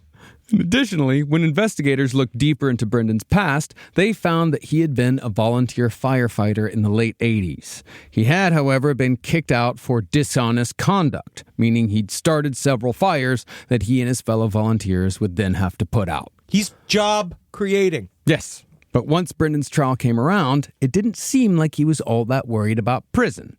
He would often fake falling asleep, then startle himself awake because he thought it was funny. It is. Objectively. It's one of my favorite bits. And that was in addition to the times he'd take loud sips of water in court and let out an audible after each one. I know he's a bad guy, It's still but my the favorite trolling is It is great. It's like, You don't do that? I do that at home sometimes for fun. oh, I know you do it. No, you've done it in my presence. Man, and ever since I was a kid, every time I bend down or sit down, I just go, yeah. And now I just do it naturally. Now without it's noticing. just It happening. happens, yeah. Now, Brendan went on the stand himself and repeated his story about starting the fire with a cigarette. But the fire experts who also testified said that the blaze in Brendan's neighborhood, the one that killed 11 people, did not start with a cigarette. So either Brendan was lying about how the fire started or had falsely confessed. And also, I mean, when you do look at his story, technically it wasn't a cigarette that started it. It was a piece of paper that was lit on fire by a cigarette ember. Yes. But in the end, I think it was probably the child pornography on Brendan's computer that pushed this whole caper over the edge. No way. It seemed to color the defense. That's, as far as like whether he started the fire or not, it's just, the child pornography, yes, definitely has an effect. Mm-hmm. But in the end, because of his disabilities, he was given a lenient sentence of 17 years and 9 months in a maximum security prison for intellectually disabled prisoners. He was, however, released just last year after serving only 14 years on the condition that he live at least 80 kilometers from the town where he was convicted of starting a fire that killed 11 people. Yeah. Now he's got to take a highway. And he'll never do that. He'll never set a fire again. They should have banished him to Batavia's graveyard. Yeah. You now live in SeaWorld. No, he's an interesting character because I will see how it rolls out, because it seems like Pyromania is a fairly impulse-driven crime. So we'll see what happens. Oh, I think it's very much an impulse-driven crime. Oh, yeah. Now, Brendan Sokolac didn't have his life together at all. But that's not the case for all pyromaniacs. For example, one of the most prolific pyromaniacs in American history held a job in advertising, but began a 6-month arson spree while going through a particularly rough divorce. That man was Paul Keller, who was 27 years old at the time. Paul Keller's one of those guys that when he's one of those early 90s, 27 going on 49. Oh, yeah. He looks like a full-on adult. And let's just say, I'm just going to clear up a couple things. He got the job in advertising because that was his dad's company. And he gave him something to do. Yeah. Because Paul Keller was an absolute, utter baby maniac. He showed up at the house. He tortured the entire family throughout his entire childhood. He was violent, uncontrollable. They couldn't know what to do. He would beat everyone. He beat his mother. He beat his father. I had a feeling. And Paul Keller, though, but he'd always be like, people don't understand me. Yeah. That's what he sees. He'd say, I'm not a bad, well, I'm kind of a bad guy, but I'm not a criminal. I'm not a criminal. I just set fires. What he was doing is, he says that he was checking the firefighters' abilities to do their jobs, and he was also checking to see if their new equipment was up to par. So in late 1992 and early 1993, Keller set 76 fires, causing $30 million in property damage. This was all in Seattle, Washington. Somewhat of a purist, Keller would only start fires on the outside of buildings without using accelerants. Keller would drive around aimlessly until he would see cardboard or other flammable material near a building. Then he would say to himself, setting this fire, that's a no-brainer. And he set these fires because people were stupid for leaving the flammable material available. If that house didn't want me to set fire to it, why was it dressed that way? He was a unrepentant, he was very impulsive, but his thing really was his fascination with firefighter technology and firefighters in general. What he would say all the time was, he's like, yeah, I just kind of I set that on fire, saw a piece of fiberglass there, and I set it on fire because I wanted to see if their new C19 flow system really can come around and really zip, zap, zop this whole thing. I'm not a pyromaniac. Yeah. I am a stress tester for the Seattle Fire Department. That's what his whole shtick was. Yeah. You figure Seattle with the rain would be fine. No. Fires go. Yeah. And Seattle, it's more of a drizzle than a constant rain. Yeah. Yeah, I view it like a drip. Yeah. It's like a moist, like a drip. It's like a condensation. It's a moist town. Yeah. Yeah. I hate when you say the word drip. Drip. And when you say moist. Moist. Now, the portrait that Keller presented to the world was one of a devout Lutheran who loved singing in the choir, loved listening to gospel music. But in private, Keller was an alcoholic pothead who actually burned down several Lutheran churches. Cool. The church burning, however, was not even close to Keller's biggest crime. On September 22nd, 1992, Paul Keller set a retirement home on fire and killed 3 little old ladies named Mary, Adeline, and Bertha. After a composite, it's just the most little old lady names you can get. You could just see him with their babushkas just refusing to move when the fires come. Just being like, no, I wait for puddings. I will not die here. After a composite sketch was released of the perpetrator, Keller's own father recognized him and turned him into the police. From what it sounds like, from what you were saying, seems like he was waiting for an excuse. If you look at honestly, there's 2 documentaries. One was in that Evil Lives Here show that covered this guy. The other one was called Portrait of an Arsonist. His father is the most sad man you've ever met. He's crying. He's so upset that it was his son. And also, you very rarely see it, too, with the father giving up the son, because largely they would come and try to cover up the crimes, as we've seen with every other criminal family that we've seen. But Paul Keller was just he was filled with rage, and he set fires. He also did really believe he was correct. Yeah. He believed he was correct, and he still does not understand why he was in jail. Yeah. Well, Keller was soon after found guilty of 32 counts of arson and was sentenced to 99 years in prison for his crimes and is eligible for parole in the far-flung year of 2079. And they tried to diagnose him with ASD, and he wouldn't do the testing because, again, his whole thing is, I'm not autistic. I am just a devoted fan of cataloging firefighting equipment, firefighting techniques, firefighter locations, and he knew each station. I only have an encyclopedic knowledge of everything firefighting. So he's like that, where it was all about this fantasy, but I believe that Paul Keller needs to stay in jail. Yeah.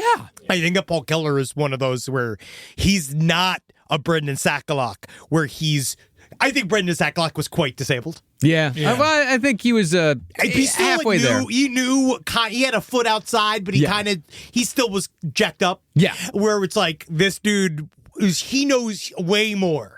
Yes. Than what he's showing. Because he'd be like, I blacked out. I was getting drunk. I blame all this in the pot and the booze. But then he'd show up at one of the scenes of the fires and he'd tell them every single moment of the night. Yeah. And he knew every single thing. And then he did the same thing. I don't remember until he showed up at the building. He's like, oh yeah, it went up to this side and went like this. The flames are about this high. And he was just like, well, He loved it. That music video he made was amazing. With the reverse mohawk and he's dancing in the sewers and stuff. Get away now. No, I'm the Fire starter. Twisted fire starter. That's right. Wow.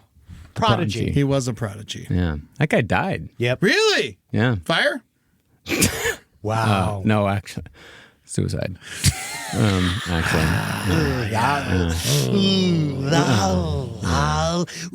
Suicide by fire?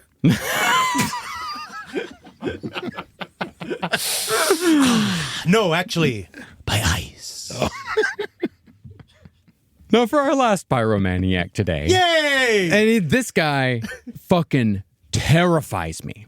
We're going to go all the way back to the 1970s when a teenager named Peter Dinsdale terrorized the Yorkshire port town of Hull over the course of 6 years with fires that killed 26 people. Now, Peter Dinsdale was dealt a bad hand from the beginning. Born with a defect that caused him to limp and hold his right arm across his chest. So he was literally dealt a bad hand.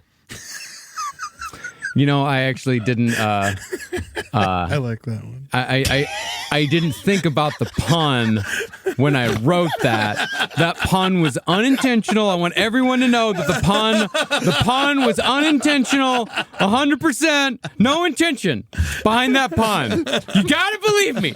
You gotta believe me. There's nothing wrong with the hand. The hand's not bad. It's just, it's not like the other hand. It's unintentional. Dinsdale was referred to as the Freak by his own mother, who sent him to live with his grandmother at the age of 3. Now, the children of Yorkshire were no kinder than Dinsdale's mother. Definitely not. I can't imagine a child from Yorkshire having anything but cruel thoughts. See, yeah, this is the land of Fred and Rose West. This is the land of Peter Sutcliffe. Yeah. Like, it's a cruel land. It's like they tried to name it Hell, but their horrible accents made it Hull. Yeah, Yorkshire is the reason, like, that's the reason why, like, England loses all rights to, like, make fun of America. Oh, because, hey, you got one too. Yeah, you have one too. You have your own little America right in the middle of your country. Now, because of Peter's low self-esteem and quiet demeanor, he quickly earned the nickname of Daft Peter and was bullied mercilessly for his disabilities. But unlike Brendan Sokolac, who waited until his 30s to act out, Peter Dinsdale's pyromania started at a young age. Before Dinsdale even reached his teenage years, he'd started a fire in a timber yard and had confessed to setting a shopping mall on fire, a fire that caused tens of thousands of dollars in damages. By the time Peter was a teenager, he was bouncing between jobs, working on construction sites, worked at the local pig market. Oink, oink. It's just a pig acts like a man. Yeah. And incredibly, he got I will never fucking understand why people give guys like this jobs as babysitters. You know why? Ed Gein also was a babysitter. From what I've heard from people with kids, is that, like, you get so desperate to leave the house. Yeah. At some point, you couldn't even care less who's there. Yeah. I think that you, on some Just level, leave him with anyone. I mean, you know what? If the regular fucking Nancy canceled, I'm sorry. This is a guy that I met. His name is Cyclone. That's all I know him. He seems like a nice guy. We got to go to dinner. All right? We're going out. We're going to have one night out. My babysitter was Mel Brooks. Whoa. Yeah. Not in real life. The You just put VHS. the VHS. Yeah, of course. Mine was Evil Dead. Mm-hmm. They didn't know that was my babysitter, but he was. Hey.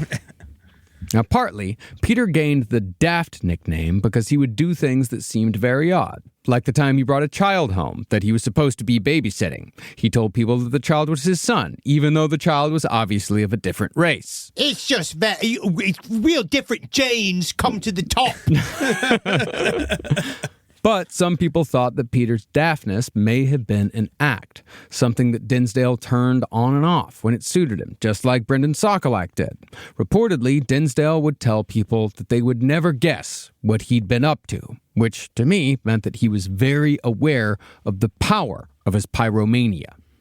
If you ever say those terms to me, Marcus, I know for a fact it's that you're setting fires. And you ever be like, you would never guess what I've been up to.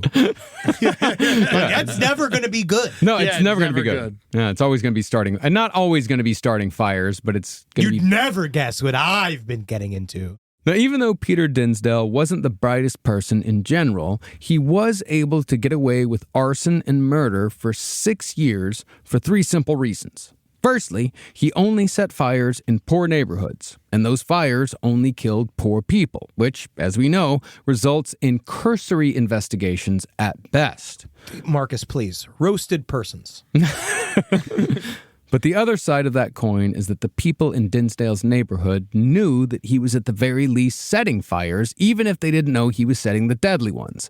But Dinsdale was not reported for the longest time because the locals distrusted and hated the police. And again, fire starting and firebug activity was kind of seen as harmless boy stuff. Yeah. But mostly, Dinsdale evaded capture because he was one of those people who are really good at one thing. And when it comes to arson, Dinsdale knew how to make the fires look accidental, at least at first glance.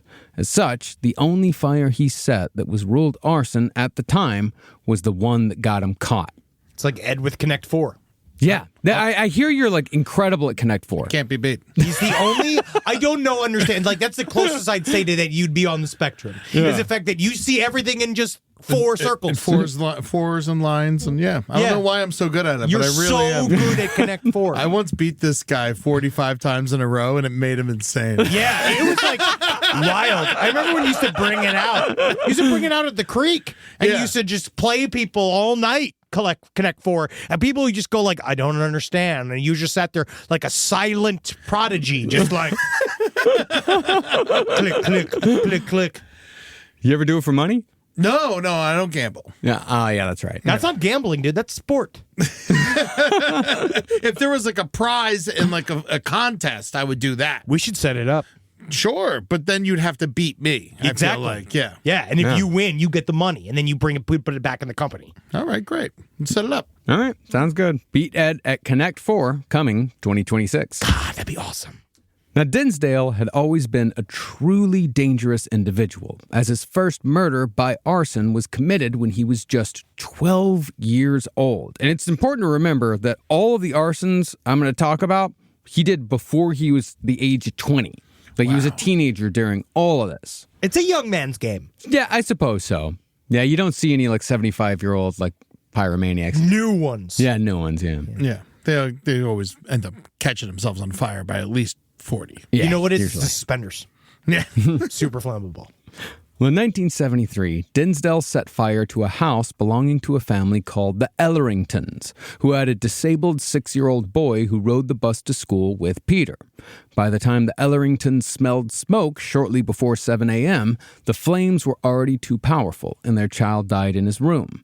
When Dinsdale confessed to the crime after his arrest and was asked for his motivation, he said he'd done it for no real reason at all. Now, do you think he was trying to kill the people, or do you think he was just trying to set fires? It's unclear. It's actually very unclear with Dinsdale, but he mostly focused on setting fires when people were at home. So I think he loved the fires, and I think he also liked the fact that people died in the fires. But it's interesting because every one of them have said vaguely the same thing, that the impulse, they swear that the impulse to start the fire has nothing to do with the outcome of the fire. They're all just like, I just set fires. Yeah, but Dinsdale also tended to set fires at homes when people are home, and specifically families.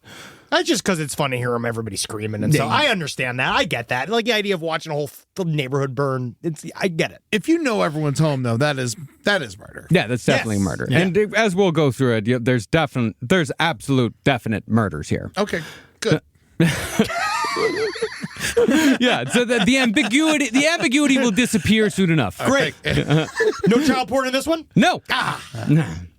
Now, a few months after his first fatal fire, Peter went out one night and spent the evening walking around with a can of his favorite accelerant, paraffin oil, which is a highly flammable substance used in cosmetics. See, like some pyromaniacs, Peter had a physical feeling associated with his urges, and he claimed that when his fingers began to tingle, that was his sign that the location he'd come upon was the one where setting a fire would give him the most pleasure. It's a sign of diabetes. Tingling fingers? You gotta be careful. Tingling toes. I honestly feel like also just lose the fingers. If he so you're saying if he would have cut off all his fingers, he wouldn't be setting any more fires? Wait a second. Does this come from the hand? The bad hand? I think it just was all of his fingers. But what if all of this came It wasn't, from... and he didn't have a bad hand. It was just that his arm was like he had to hold What if it. it's evil? What if that was where it all started? It's the bad hand. Well, it definitely explains the tingles. Every time he went to the hand, it was like, Set another fire. Set another fire.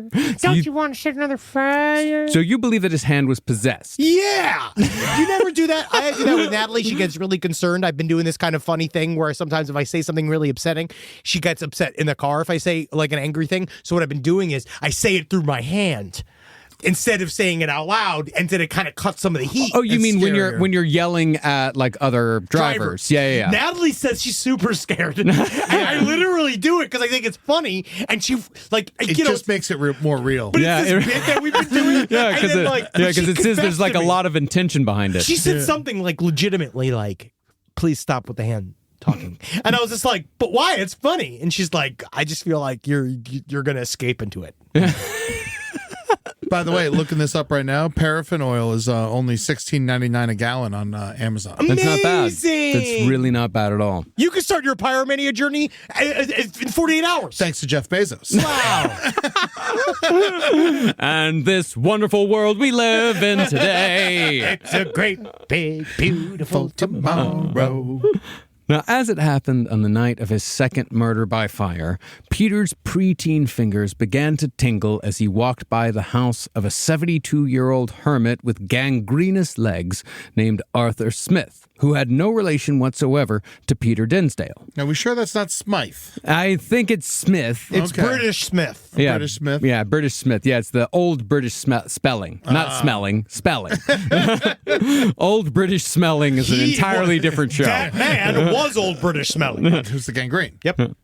Well, even so, Dinsdale climbed in through the window, covered the room where Arthur was sleeping in paraffin oil, and set the old man on fire before leaving through the front door. The investigation, however, deemed a faulty oil heater as the cause of the fatal fire.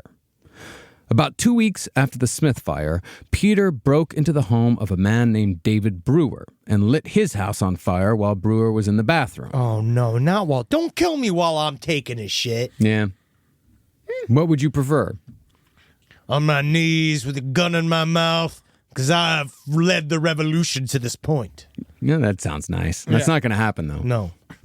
No, it's going to be diabetes.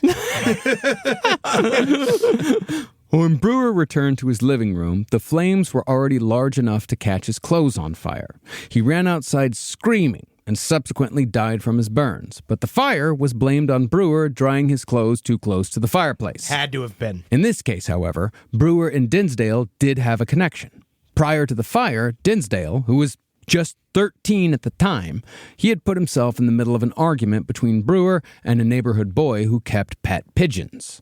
For some reason, Peter offered to kill the boy's pigeons, I suppose to end the argument. I can always just kill all the pigeons. Yeah. All right, that'd be fun. Yeah. But for this comment, Brewer threatened to punch Dinsdale if he did so. A couple of days later, Dinsdale set the fire that killed Brewer, then strangled the boy's pigeons to death a couple of weeks after that. Wow. Finally, a pyromaniac I don't relate to. Pigeons got to be, man, like, I guess they're easy to kill, but it's got to be a rough afternoon. Yeah, just killing a bunch of pigeons, Yeah. strangling the pigeons. Yeah. Yeah. No, it's going to be a rough afternoon. He's a bad guy. They should have sicked Mike Tyson on this motherfucker. Oh, wow. It would have. If Mike Tyson punched a little British boy, he'd explode. Like, his skin would just separate from his bones. Now, Peter Dinsdale settled down on killing people with fire for a while after the Brewer murder. But after staying quiet for a year, Dinsdale's fingers began tingling as he walked by the home of an 82-year-old widow named Elizabeth Rokar. Peter later admitted that he'd snuck into the widow's house through the cat door and set the old lady's bed on fire while she was sleeping, causing eventual death by smoke inhalation. Upon discovering that the fire started in the bed, though, investigators chalked up the incident to the widow falling asleep while smoking, despite the fact that the widow's family told them that the widow did not smoke. Yeah, but she's smoking now, right? I'm sorry, everybody. Sorry, firefighter humor. It's just gallows humor. But since the widow wasn't important enough, no further investigation was done, and Peter was free to continue killing. Now, like a lot of killers, Dinsdale started off strong but tried to tamp down his urges after the initial spree. 2.5 years went by without a fatal house fire started by Dinsdale, but eventually the desire won out. On June 3rd, 1976, Peter, now aged 16, snuck into a house where an old lady was babysitting her grandchildren. The woman had just put her infant grandson to bed upstairs when Peter doused the cupboard under the stairs with paraffin oil and set it on fire. The baby was trapped and died in the flames. Now, Peter set another fire about 6 months later that killed another baby, but his most murderous fire came just 3 days after the murder of that second baby, when Dinsdale set fire to a retirement home. Peter later said that he was riding his bike around Hull while carrying a bottle of paraffin oil, looking specifically for a large house to burn. He came across Winsley Lodge, the retirement home, where he broke a window, poured oil on the floor, set it on fire, and rode away. 11 old men burned to death in this fire, but again, arson was not suspected. Instead, the fire was blamed on a plumber who was working with a blowtorch in the boiler room. This fire, however, is the one that Dinsdale may have just confessed to without actually doing it, as his disabled arm would have made carrying a bottle of paraffin oil while riding his bike quite difficult. But for me, that's a little infantilizing, because disabled people find ways to make it work every single day. Yeah, backpack. Yeah. Yeah, he's sent multiple. He's done many fires. Many so fires. He's traveled on his bike before. There's no way that that's the one that he just couldn't do. Also, you see someone riding around a bike with a big gallon of oil, ask him some questions. Hey, what are you doing? Hey, stop covering my grandmother in oil. Unless you're going to fuck the hell out of her. Yeah. And honestly, I hope that you do, because she deserves it. Grandma hasn't been lubed up. She hasn't had one of those big booty, like, lube days in a long time. So please, have your way with her. Keep going with this. I'm just saying, sometimes you got to get, especially the wider the butt, the more oil you slap on there, and you're slapping it back and forth, like little puddles of oil on there. It's fun to do. Is paraffin oil a good lubricant? Only if you're looking to set her on fire afterwards, and I'm not. I'm looking to move on. Yeah. You're just looking to make sure that your grandmother is sexually satisfied. All I want is for some man to dig up my grandmother and have sex with her bones, so that maybe that cunt could smile. Marcus?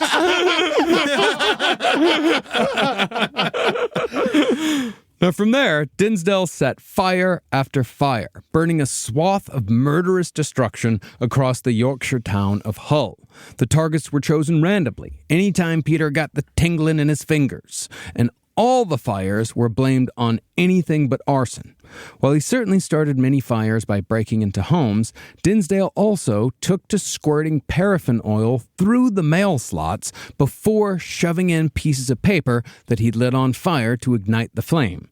In one case, a mail slot fire resulted in an explosion that killed 4 people, a mother and her 3 children, but the fire was blamed on the kids playing with a container of lighter fluid that had been on a shelf near the front door. These fucking Hull cops suck. Yeah. Like, I mean, like, how many, you're like, oh, we just live in the most flammable town ever. You know, like, what? It's like, Yeah, because there was at one point, there was like 4 within like 2 months. Yeah. Where like all these people were dying in these horrible fires, and it's like, well, yeah. They can't figure it out. It's hard to figure out arson. And also, I think it just comes to truly, if you look too hard and found out you missed this throughout all of these crimes, then you are even more fucked as a police officer. So they legitimately just decided to kind of be like, maybe this will end. Yeah. I feel like there's a little bit of like, these firebugs, they go in and out. They kill 20, 30 people, and then they stop. This kid's like one of the most prolific serial killers we've ever covered, right? This man's like a terrorist. Yeah. He's up there. He's actually one of the most prolific killers in British history. Crazy. Isn't that crazy? And did it I honestly can see why Pyromania works for people that have these issues, and where the way it works for like people that have this style of personality disorders where they are legitimately like a small little action leads to a lot of attention. Now, the first time arson was ever suspected in a fire started by Peter Dinsdale was when he burned down his 10th house by again using the mail slot. This fire resulted in the deaths of 3 young siblings by the surname of Hasty, and all of them took about 2 weeks in the burn unit to die. But because the Hasty fire was a lot more chaotic and couldn't be blamed on anything else other than arson, a detective superintendent named Ronald Sager decided that a full investigation was finally warranted. Now, upon arriving at the scene, D.S. Sager noticed matches near the front door's mail slot, and he smelled the distinctive scent of paraffin oil. Later, it was discovered that Dinsdale had poured several liters of paraffin oil throughout the Hasty house, and had started the fire through the mail slot. You could say that it was hastily set. Correct. You would be correct, Eddie. You would be very, very correct in that. The light bulb moment, however, came when Sager discovered, upon questioning neighbors, that the Hasties were not a well-liked family. The father, Tommy Hasty, was a career petty criminal, and the eldest Hasty boy, one of the victims in the fire, 15 years old, he had also begun a life of crime. Almost worse, though, were the 2 youngest Hasty siblings, aged 12 and 8, who were actually kind of little terrorists in the neighborhood.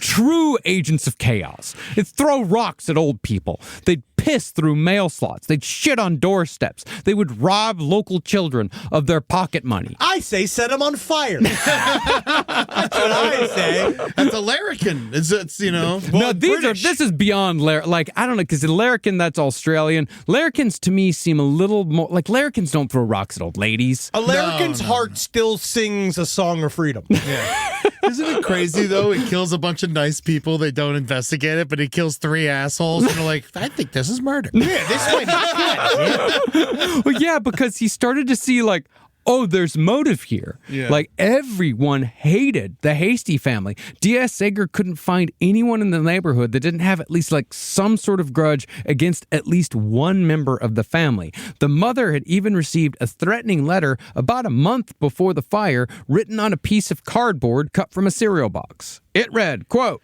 "A family of fucking rubbish. We all hate you. You don't live on an island, Devil's Island." But I'm not kidding. But I promised you a bomb, and by hell, I'm not kidding. So why don't you just flip while you've got the chance? If we can't get you out normally, then we'll bastard well bomb you out, and it's too good for you. But when they analyzed the handwriting on the note, it was sent by a little old lady who lived up the street. Yeah, I did this a bunch. This ain't the first time. I've done it not quite like it. She harassed me by cardboard. You know, it's fucking you mean it when you rip open a cereal box and you just start writing on the inside. You family of fucking rubbish. And I know all of our Yorkshire listeners right now are just saying, yep. That's Yorkshire. No, that's my grandmother. Yeah, this woman, like everyone else, hated the Hasty family and had shoved the letter into their mailbox herself to save the cost of a stamp. Yeah, I wrote it. Yeah, I did it. But if I were going to kill him, I'll do it with a gun. Now, since arson was suspected, and since the Hasty family were such characters, their triple funeral was a mass media event. In front of the cameras, their mother addressed the neighborhood and shouted, quote, "It was one of you bastards! One of you in this street is the murderer!" The 70s in England. Yeah.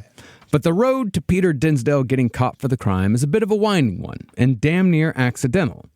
See, after 6 months with no leads, police received an anonymous tip from a man who said he saw 3 young guys running near the Hasty home on the night of the fire. The young men had jumped into a distinctive car, a Rover 2000, which was identified as being similar to a car that was often seen in the part of Hull where the male sex workers plied their trade. As it turned out, Peter Dinsdale had decided to make a little money by giving hand jobs, and he just happened to be in the area when D.S. Sager decided to round up all the male sex workers to see what he could see. I just like to grip and rip. I don't like to set fires. What I like to do is I play a bit with the balls, play in there, I make the ice cream come out, and I move on, all right? Ain't no reason to be getting at me. By this point, however, Peter Dinsdale was no longer going by his given name. His mother had married a man with the surname of Lee, and since Peter was a big fan of Bruce Lee, he legally changed his name to Bruce George Peter Lee, and was now asking people to call him by his legal name, which was Bruce Lee. But I'm British. That's the difference. If you don't confuse me with the real Bruce Lee, because he's a movie actor. Me, I'm just a British boy. That's why my full name is Bruce John George Ringo Peter Lee Smythes. If you really love Bruce Lee, would have became water, not fire. It's a good point. That's a good joke. It's a good Bruce Lee joke. Yeah.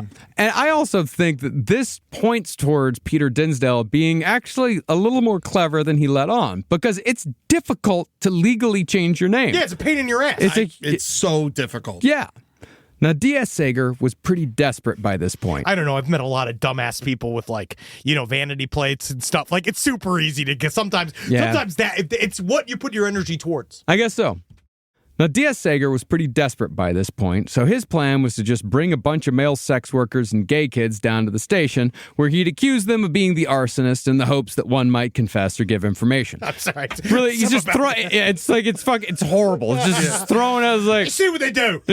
Some will say something. I'll try to get out of here. Especially when we put the older ones with the younger ones. You know what I'm saying? Throwing a little spaghetti against the walls. Yeah. See what sticks.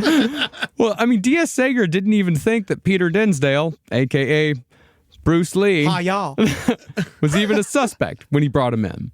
But when D.S. Sager accused Dinsdale of being the arsonist, just to see what would happen, Dinsdale looked at Sager and simply told him, didn't mean to kill anybody.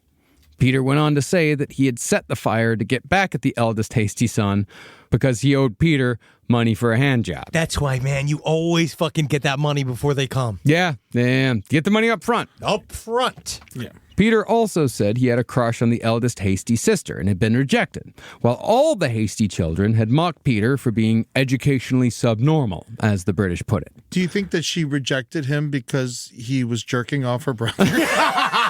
I just feel like things are getting complicated. Jerking off the brother, that was a secret thing. That was a job, man. Yeah. That was his job. Yeah, that was his job. Yeah. That's his just what he does for a living as a child.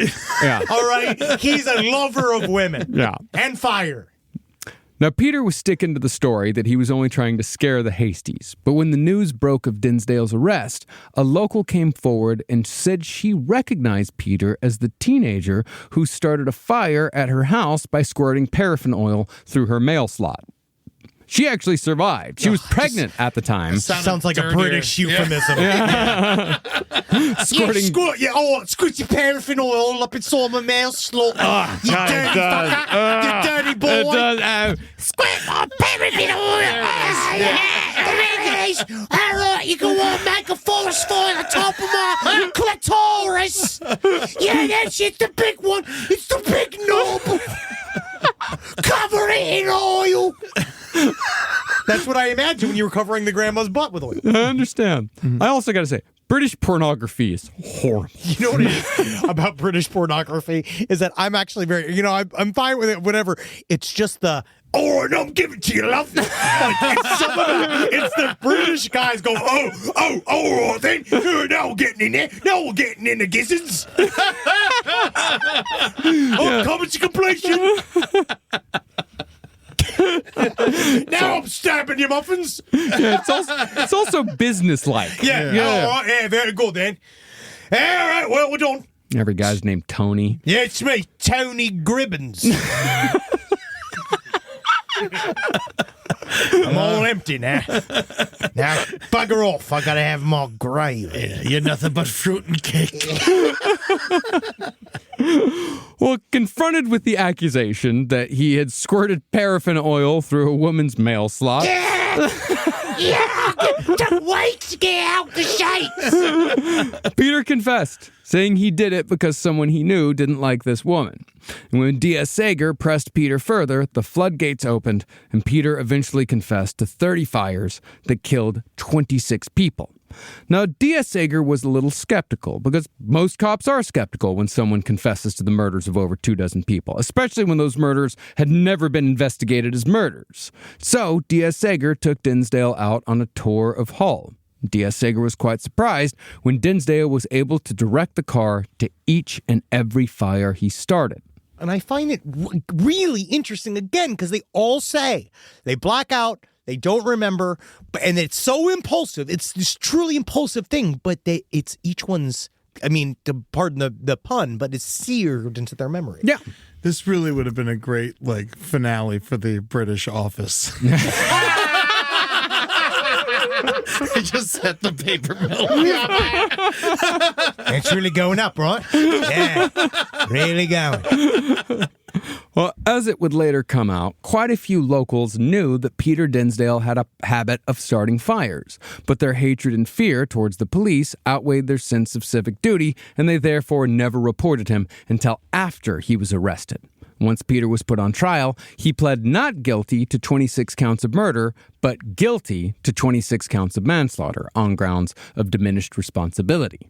Now, this made Peter Dinsdale, a.k.a. Bruce Lee, one of the most prolific murderers in British history, but he was soon overshadowed by another Yorkshire monster. God damn it. Right around the time Peter Dinsdale put in his plea, another Peter Sutcliffe, was arrested for the infamous and far more salacious Yorkshire Ripper murders, which pushed Peter Dinsdale off the front page.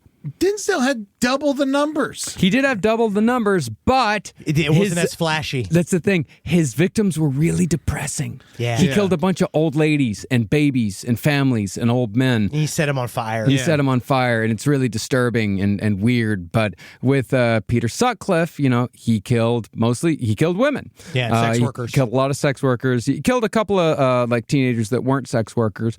But for the most part, yeah, people are much more comfortable reading about murders when the victims are people they can't imagine, when they can't picture them, when they can say even subconsciously they deserved it. Dinsdale was a sex worker. You know what? He was.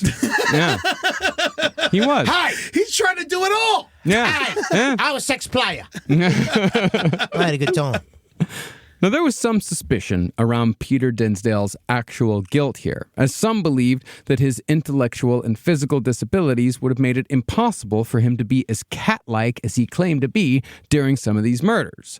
I, however, think that Dinsdale, like certain serial killers, was just very good at exactly one thing, which was starting fatal house fires that didn't look exactly like arson. It doesn't take quite a lot. Honestly, it doesn't take that much planning. It's mostly just... Well, these days it's far... I mean, in the 70s, it was pretty easy. These days, it's hard. Very, very difficult. It's very, very difficult. Yeah, I mean, we knew who started, how the Palisades fire started before the Palisades fire was even out. Oh, yeah, it's entirely different. It's just that it's still just not that difficult to set fire to something. And it's because of the insurance companies. Yeah. They're really good at figuring out how the fires get started. Make sure that they don't pay people. They really get to the bottom. Yeah.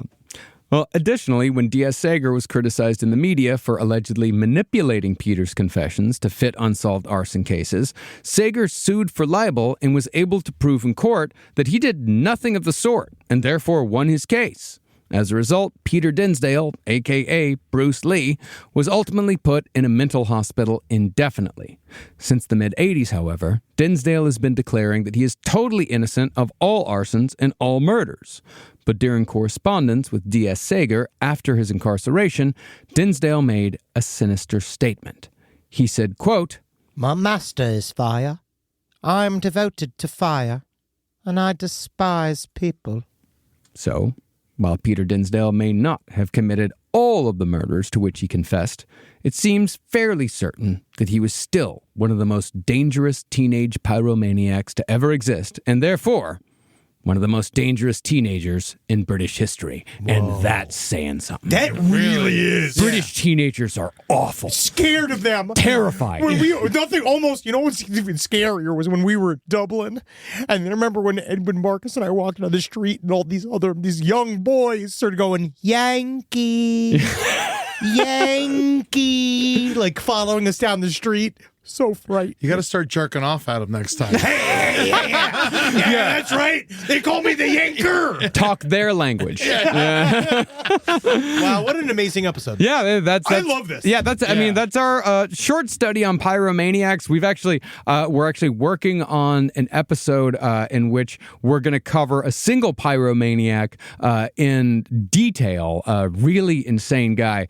But yeah, this is just a nice little appetizer for you. So there's like a worse one? Yes. Dude, there's the worst one of all. That's Yeah. wild. Well, I don't know. Peter Dinsdale. 26. I think. Yeah, no, I believe it. And then yeah. Paul Keller, they already don't know exactly how many lives were attached to him, like how many people he accidentally killed. Yeah. And so, we never really know. And then, who knows? The really most prolific arsonist might be out there. He might not have even gotten arrested. Is this a call to action? I'm just saying, he might be out there. And then if he isn't out there, that means that slot isn't taken yet. We're looking at you teenagers. Because you need to make the world you want to be in. You really don't. You really don't. There doesn't need to be. No, absolutely not. No, Absolutely. you All cannot. have to do, it's this is not. $60.99 a gallon for paraffin oil, thanks to Jeff Bezos. Nope. No, not encouraging pyromania in any way whatsoever. I'm just encouraging people to have ambition. Ambition is fine. Yes. Reach for the stars. Because sometimes if you miss, you set fire to a bunch of old people. Yeah. And we all know that stars are made of fire. And that's very- the most, wow. and we brought it all back around. Patreon.com/Last Podcast on the Left is where you can see video episodes of every single podcast we do. You can also watch side stories for free on YouTube. And while you're on the Patreon, you can also catch Last Stream on the Left every single Tuesday live at 6 p.m. PST, 9 p.m. EST. And you can interact with us on the chat, and you can see a lot of shit that we're not allowed to put on YouTube. You can also follow us on the socials at LP on the Left, TikTok and Instagram, and come see us on tour. That's right. Detroit is our next one. That's going to be on April 18th at the Masonic. That's going to be unbelievable. Dude, and you haven't been there yet. I believe it's one of my favorite venues in the country. Me too. I'm so excited the to see Masonic it. is insane. Like it's cool to be. It's cool to just be in the building. The stage is awesome. The room's great. And Very, Detroit very is fucking. The Detroit fans are fucking insane. I bet. Yes, we're gonna have a fucking blast. I'm very excited to be in Detroit. I will say this time though, if you do take acid before the Detroit show, like the guy last time did, remember that there are other people in the room with you, and that you are not listening to the podcast alone in your house. And I know that we're there jiggling in front of you. Just remember that when you're on acid, it's not just you. And so don't try to start having a conversation with Henry in the middle of the show. I think it's a good advice in general is every time you take a hallucinogen and you start to flip out, just remind yourself, I'm on acid. Yeah. Cena, actually, I'll always remember that lesson. Cena taught me that, where it's like, that's how you avoid all freakouts, is just remember, I have chosen this. I'm on a drug. It will end. Yeah, it might end in 13 hours. But It will eventually end. And there's always drinking yourself to sleep. So remember that. We also got a whole bunch of... That's a little tip from Henry Zabrowski. We also got a whole bunch of new dates on the website, so make sure you check that out. We're booked for the rest of the year. Come check us out on tour. LastPodcastOnTheLeft.com. Check it out. Come see if we're coming to a town near you. Or your town. Or not. Yeah, maybe not. So fucking get in a car, all right? You lazy piece of shit. Fucking get on a plane. Yeah, statistically, most people listening were not coming to your town. Yes. But you can come.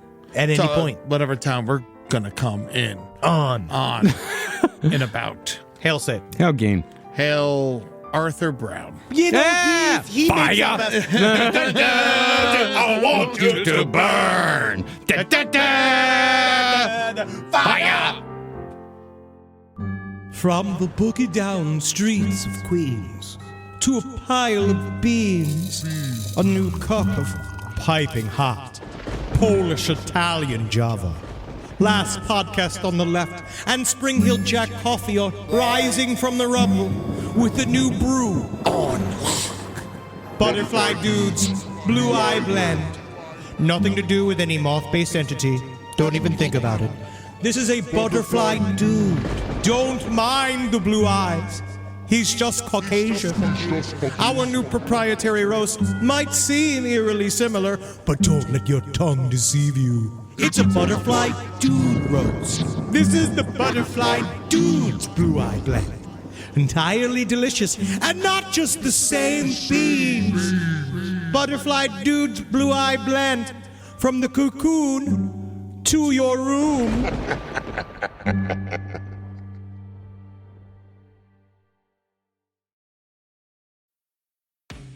This podcast is supported by Nurtec ODT, Rimegepant. We know you didn't ask for an interruption, but migraine doesn't wait for the right moment to interrupt either. It just barges in, takes your time, and throws everything off. So when migraine takes your time, take Nurtec. It's for the acute treatment of migraine with or without aura in adults. Nurtec can provide pain relief in 2 hours, which can last up to 2 days. Ask your healthcare provider if Nurtec is right for you, because your time is for you, not migraine. Don't take if allergic to Nurtec ODT. Allergic reactions can occur even days after use. Get help right away for trouble breathing, rash, swelling of face, mouth, tongue, or throat. High blood pressure and Raynaud syndrome can occur. Get help for high blood pressure, numbness, coolness, pain, or color changes in fingers and toes. Common side effect is nausea. For full prescribing information, call 1-833-4-NURTEC or visit Nurtec.com. All right, back to your podcast, playlist, or whatever's keeping you going today. Support for this podcast comes from Progressive, America's #1 boat insurer. We've all made mistakes on the water, but there's one mistake you shouldn't make: being uninsured. With Progressive Boat Insurance, you can choose coverage for most mistakes you or other boaters could make, helping you float carefree all season long. Quote today: Progressive Casualty Insurance Company and Affiliates. #1 rating based on 2024 filings with state departments of insurance.